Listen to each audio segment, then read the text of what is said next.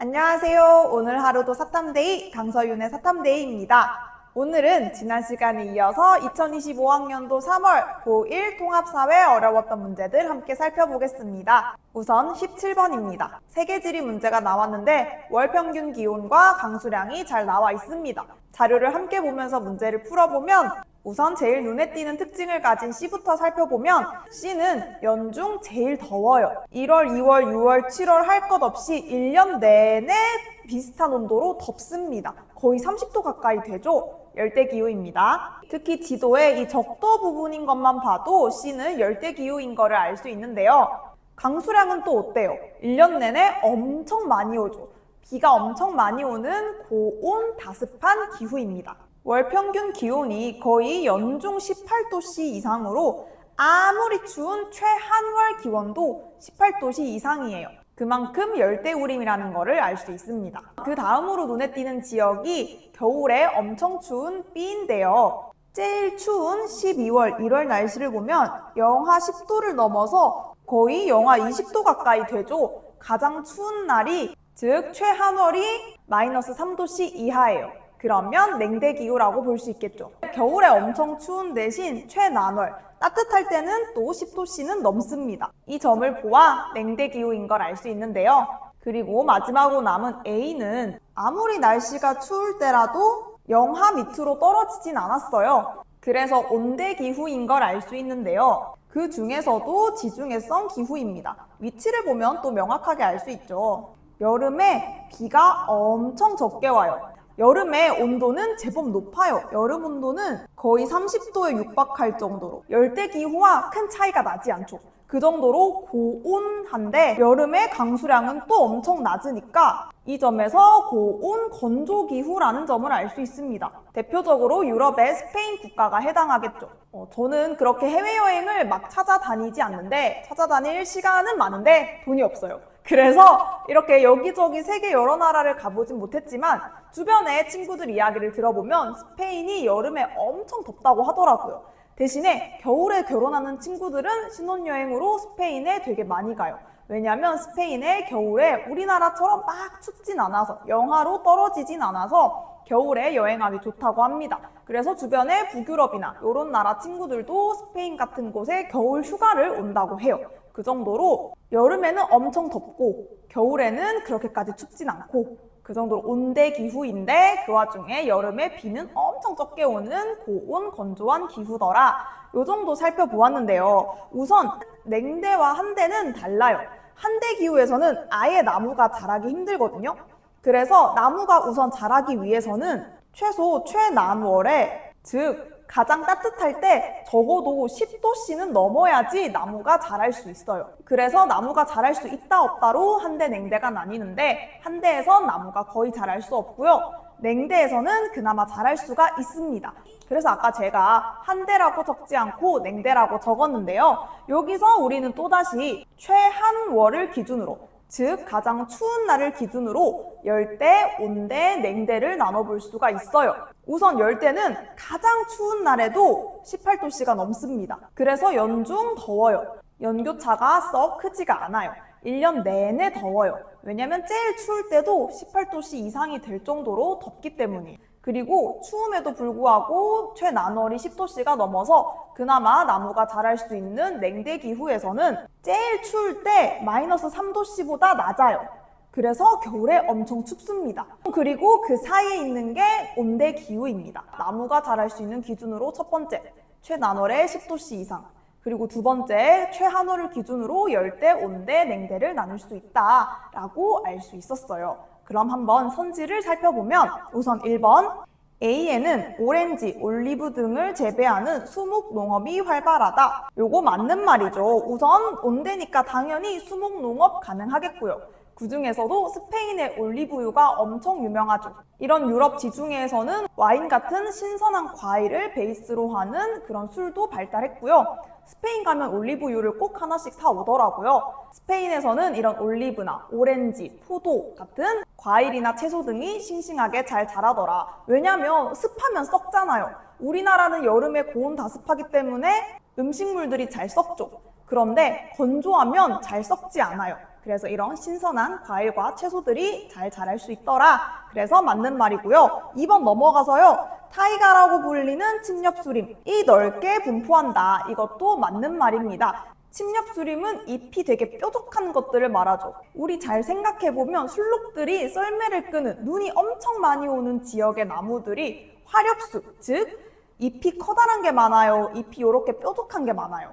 뾰족한 게 많아요. 우리 크리스마스 트리를 생각해보세요. 대표적으로 크리스마스 하면 눈이 펑펑 내리고 그 술록이라 해야 되나? 그 루돌프 종류가 술록인가요? 하여튼 이 루돌프가 썰매를 끄는데 침엽수림이 그 배경에 있어요. 그 이유는 화렵수를 생각하면 잎이 그렇게 크기 위해서는 영양분이 많이 필요한데 추운 지방은 어때요? 땅이 척박해요. 그래서 그렇게 잎이 풍성하게 자랄 수 있는 영양분이 땅에 없어요. 더불어서 눈이 펑펑 오는데 화렵수처럼 잎이 커버리면 가지가 금방 다 부러지겠죠.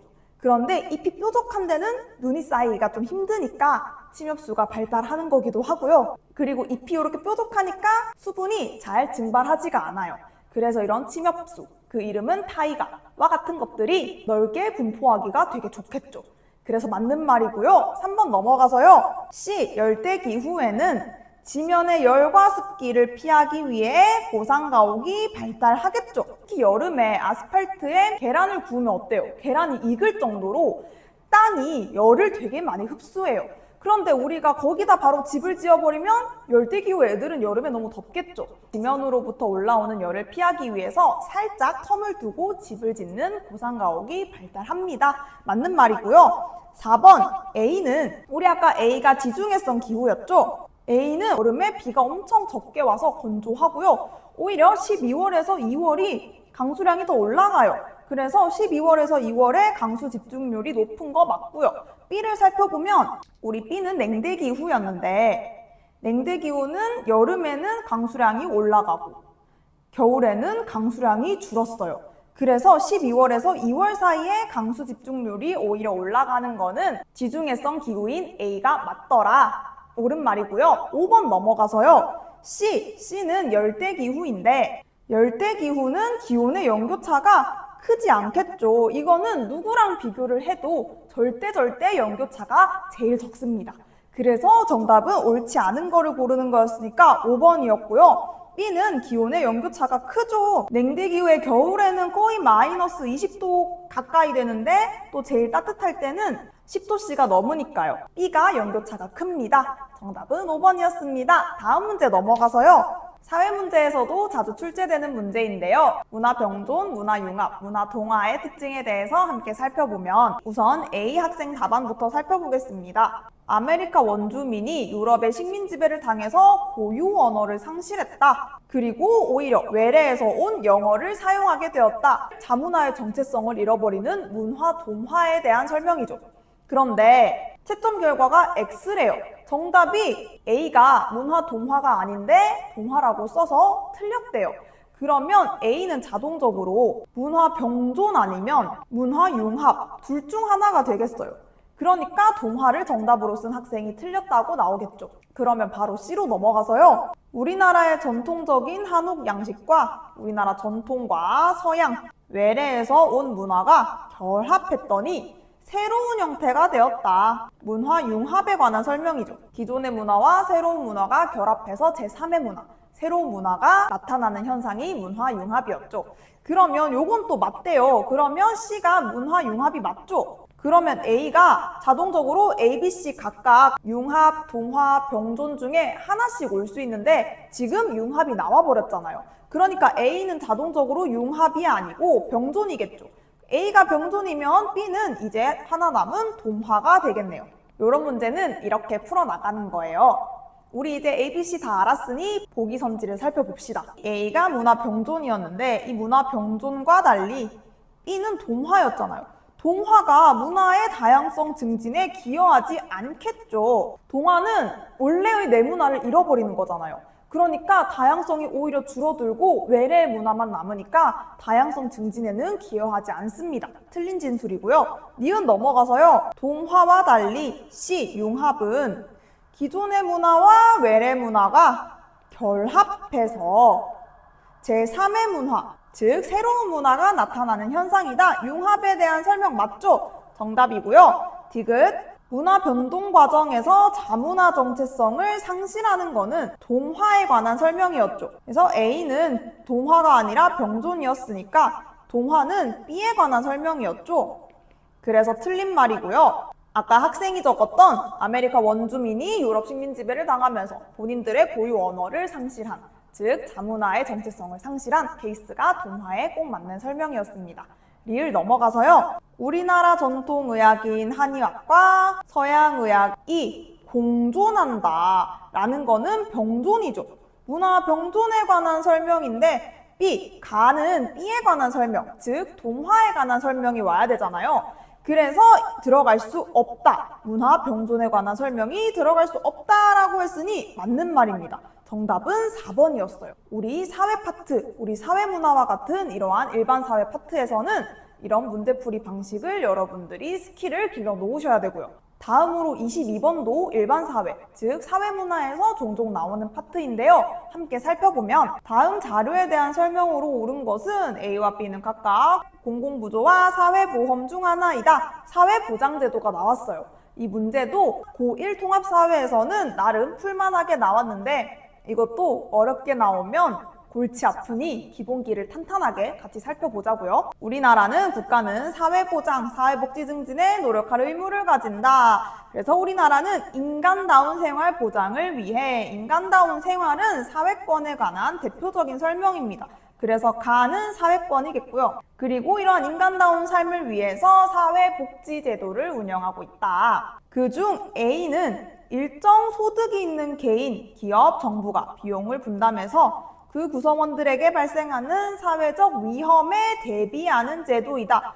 위험에 대비, 그걸로부터 보호하고자 하는 제도이기 때문에 A가 사회보험이고요. B는 국가의 책임하에 생활 유지 능력이 없거나 어려운 국민의 최저 생활을 보장하고 자립을 지원하는 제도이다. B가 공공부조입니다. 우리 보통 부조하면은 결혼식이나 장례식이나 이웃들에게 기쁜 일이나 슬픈 일이 생겼을 때 이렇게 품앗이처럼 돈을 조금씩 보태서 도와주는 돈을 말하는데요. 저도 결혼 준비를 해보니 돈이 엄청나게 많이 들더라고요. 그래서 이렇게 축이 하나하나가 정말 소중한데 이렇게 부조, 이런 큰 행사들 할 때 도움을 주는 거잖아요. 그런데 우리가 왜 공공이 붙었다고 해서 모두에게 이걸 주는 건 아니고요. 모두의 돈을 뜯어서, 국가가 모두의 돈을 뜯어서 이렇게 어려운 국민들에게만 재분배를 하는 겁니다. 이 점 유의를 해야 되고요. 선지 한번 같이 살펴보면 가, 사회권은 소극적이고 방어적이지 않죠. 오히려 되게 적극적이죠. 이번에 여의도에서 재건축한 아파트인지 뭔지 모르겠는데 임대 아파트에 쫙 다 한강뷰를 설치했다고 해서 이게 조합원들에 대한 역차별이다 아니다로 말이 되게 많아요. 그러면 이렇게 피땀 흘려서 고생해서 돈을 낸 조합원들은 뭐가 되냐? 왜 이거를 공짜로 이렇게 임대인들에게 줘야 되냐? 말이 많은데요. 또 나름 이것들도 적극적으로 국가에게 요구를 했으니 일어날 수 있게 된 상황입니다. 나에게 인간다운 삶, 나도 한강뷰 아파트 줘. 왜 임대 아파트라고 입지 구린 곳에만 살아야 돼? 이런 식으로 되게 적극적으로 요구를 했으니 또 국가에서 좀 약간 국민들 눈치를 보면서 만든 상황이겠죠. 그래서 적극적입니다. 되게 적극적이에요. 그래서 소극적이고 방어적인 건 뭐뭐로부터의 자유, 나 건들지 마 라고 하는 자유권이겠죠. 그리고 2번, A는 사전 예방보다 사후 처방적인 성격이 강하지 않습니다. 오히려 보험이잖아요. 암보험은 언제 들어요? 암 걸리기 전에.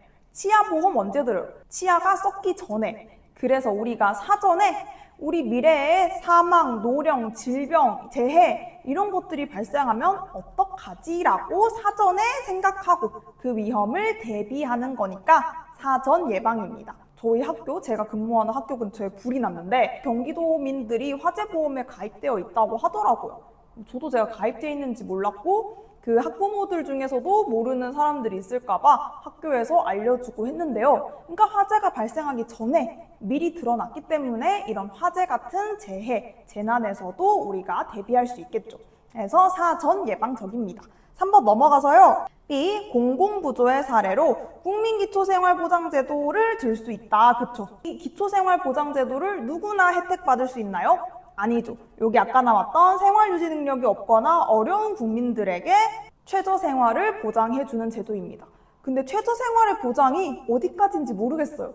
선생님 친구네 학교에서는 이 겨울에 기초생활보장제도 기준에 맞는 학생들 겨울에 파카 사주라고, 특히 메이커 브랜드를 꼭 사주라고 돈이 내려왔다고 해요. 그런 패딩들이 비싸잖아요. 뭐 내셔널 지오그래픽이라던가 디스커버리라던가 이런 건 저도 비싸서 한 벌도 없긴 한데, 그런 게 이제 국가에서 이들의 기초생활을 보장하기 위해서 내려오더라고요. 그래서 이게 역차별이다 아니다로 말이 많고, 이들에 대한 혐오가 조금 더 심해져서 기초생활보장제도 수급자들을 기생수라고 줄여서 말을 하기도 하더라고요. 하여튼 이렇게 기초생활보장제도는 국가가 나서서 생활 수준이 어려운 사람들을 지원하는 제도더라, 맞는 말이고요. 그래서 정답은 3번입니다. 4번 넘어가서요. A에 비해 B가 소득 재분배 효과가 크겠죠.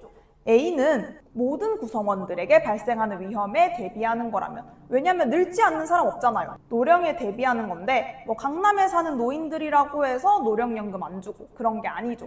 그래서 이런 노인이 되면은 젊은 시절만큼 쌩쌩하게 일을 못하고 거기에 대비하지 못하는 경우를 대비해서 그래서 노령연금 같은 것들도 이런 사회보험 제도 중에 하나인데요. 근데 B는 어때요? 정말 생활이 어려운 사람들만 선별해서 국가가 도와주는 거니까 소득 재분배 효과가 훨씬 크겠죠. 오히려 B는 소득 재분배 효과가 크고요. 5번 A, B는 모두 비금전적인 것을 원칙으로 하진 않고요. 비금전적인 것도 해주고 금전적인 것도 해주고, 그리고 금전적인 거 해주는 걸 더 좋아하겠죠. 그런 복지과 공무원들이 제일 괴로운 게 이제 노인들이나 기초생활수급자들이 와서 이거 왜 돈 안 주냐, 이게 돈 한다고 하는데, 제가 아는 어떤 학부모님도 기초생활수급자에 해당하는 친구들에게 뭘 배울 수 있도록 바우처, 미술이든 음악이든 아니면 국영수 학원이든 이런 거를 할 수 있게 도와준다고 하니 왜 자기들한테 그걸 돈으로 안 주냐고. 뭐 하여튼 좀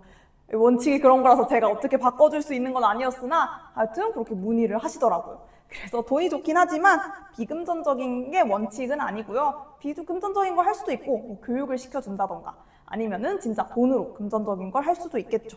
그래서 정답은 3번이었고요. 마지막은 윤리 문제로 장식합니다. 23번으로 넘어가겠습니다. 자, 이 자연윤리 파트가 안 나오면 섭섭하죠. 답부터 바로 살펴보면 아는 것이 힘이다! 베이컨이고 인간중심주의인 것을 바로 알 수 있습니다. 인간은 자연의 사용자이고 자연은 인간의 이익에 봉사해야 된다. 자연을 완전 도구로 보죠.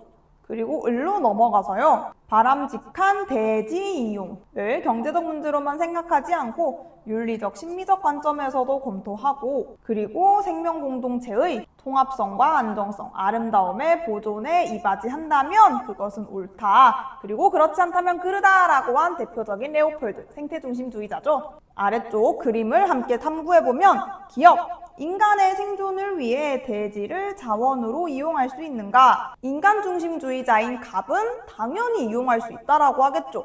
그 기준이 인간의 이익이니까요. 인간에게 이익이 된다면 당연히 대지든 동물이든 식물이든 이용하고 활용할 수 있다라고 보겠고요. 반대로 생태중심주의자는 어때요? 레오폴드는 대지를 되게 강조했죠. 생명공동체의 안정성, 온전성, 그리고 신미성을 보존하는 걸 되게 강조했어요. 그런데 만약에 이게 보존만 된다면 이용할 수 있다라고 봅니다. 우리 인간에게 대지를 위해서 아무것도 하지 말라는 게 아니라 그냥 우리가 너무 경각심 없이 자연을 파괴하고 산 깎고 바다 오염시키고 난리가 나니까 이 전체의 안정성을 좀 보존하자라는 거지. 그게 보존만 된다면, 예를 들면 친환경적으로 전기자동차가 정말 친환경인지는 잘 모르겠으나 어쨌든 이렇게 우리 자원을 좀 아껴가면서 이런 친환경 에너지를 활용하고 생명 다양성을 보존하면서 되게 인간들을 위한 쉼터인 강, 인공 하천 같은 걸 만든다거나 이런 것도 어떻게 보면 오케이 하겠죠. 이 생명 공동체의 밸런스를 해치지 않았으니까요. 그래서 레오폴드도 단서를 붙이는 거예요. 아까 제시문에 나왔던 것처럼 생명 공동체의 안정성, 온전성, 신미성을 해치지 않는다면 뭐 활용해도 좋다라고 합니다. 이 부분 잘 기억해 두시고요.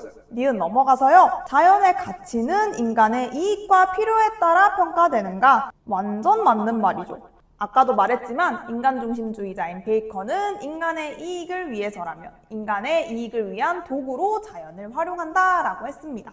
디귿 넘어가서요. 인간은 자연 내의 다른 생명체보다 우월한 존재인가? 라는 질문에 C는 여러분 생태중심주의자에게만 물어볼 만한 질문이에요. 그래서 굳이 값까진 안 보셔도 되고요. 을에만 해당되는 질문이니 생태중심주의자만 살펴보면 당연히 인간은 자연 내의 다른 생명체보다 우월하지 않다라고 보겠죠. 그냥 생명 공동체의 구성원 일일 뿐이에요. 그냥 평등해요. 그렇다고 열등한 것도 아니고요. 모든 산, 바다, 그 안에 있는 물고기, 산에 사는 동물들, 그리고 인간들이 다 같이 그 중에 하나라도 없어지면 이 지구가 온전히 유지되기가 힘들잖아요. 그렇기 때문에 인간도 함부로 해서는 안 되고 대신에 다른 구성원들도 함부로 해서는 안 되고 이런 식으로 말을 한 겁니다. 리을 넘어가서요. 무생물을 포함한 생태계 전체를 도덕적으로 고려해야 된다라고 말한 게 바로 레오폴드. 오, 맞죠? 그래서 정답이고요. 정답은 니은 리을 4번이었습니다. 레오폴드는 이 모든 것들이 돌멩이까지도 포함된, 왜냐면 우리 보면은 이 돌로 된 산, 설악산도 대표적인 돌산 중 하나라면서요. 저는 그걸 안 지가 얼마 안 됐거든요. 하여튼 이런 돌로도 산이 만들어지잖아요. 이런 돌멩이 같은 무생물도 생태계에 포함되고 그런 것들까지 싹 다 고려한 이 전체의 밸런스, 온전성, 안정성, 신의성, 이걸 되게 강조했더라 라고 한 게 정답이었다. 생태계, 생명 공동체, 대지 다 똑같은 말입니다. 이렇게 오늘은 17번, 18번, 22번, 23번 지리부터 사회, 윤리까지 같이 살펴보았는데요. 오늘도 재미있고 유익한 시간이었으면 좋겠습니다. 사탐은 강서윤,